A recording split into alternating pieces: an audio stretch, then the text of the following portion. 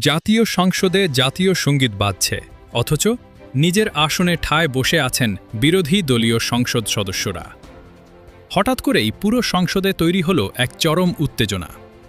সবাই যখন ভাবছিলেন এটি হয়তো জাতীয় সঙ্গীতের অবমাননা, ঠিক তখনই দৃশ্যপটে আসলেন জুলাই যোদ্ধা হাসনাত আবদুল্লাহ। তার একটি ইশারাতেই বদলে গেল পুরো পরিস্থিতি। আসলে সেদিন সংসদ কক্ষে ঠিক কী ঘটেছিল? কেনই বা জামায়াত এমপিরা শুরুতে দাঁড়াননি? অবমাননা নাকি যান্ত্রিক গোলযোগ? জানতে ভিডিওটি শেষ পর্যন্ত দেখুন। মূল সংবাদের বিবরণ। ঘটনার সূত্রপাত। গত বৃহস্পতিবার সংসদ অধিবেশনে রাষ্ট্রপতি মোহাম্মদ শাহাবুদ্দিন চুপ্পু যখন কক্ষে প্রবেশ করেন, তখন থেকেই উত্তাপ ছড়াতে থাকে। স্পিকারের ঘোষণার পরপরই বিরোধী দলীয় এমপিরা প্ল্যাকার্ড হাতে রাষ্ট্রপতির বিরুদ্ধে প্রতিবাদ্য রাষ্ট্রপতির আগমনী সঙ্গীতের সময় নিয়ম অনুযায়ী সবাই দাঁড়ালেও বিরোধী এমপিরা তাদের আসনে বসে প্রতিবাদ চালিয়ে যাচ্ছিলেন।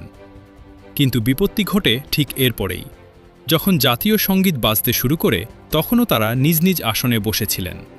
এমনকি রাষ্ট্রপতির এডিসি এবং বিএনপি মহাসচিব মির্জা ফখরুল ইসলাম আলমগীর ইশারা করার পরেও তারা লক্ষ্য করেননি হাসনাত আবদুল্লাহর ভূমিকা।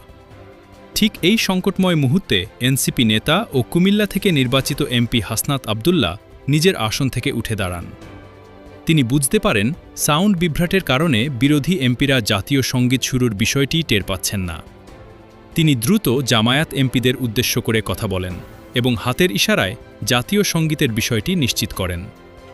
তার ইশারা পাওয়ার সাথে সাথেই সেই ভুল ভেঙে যায় এবং এমপিরা দ্রুত দাঁড়িয়ে সম্মান প্রদর্শন করেন। জামায়াতের ব্যাখ্যা।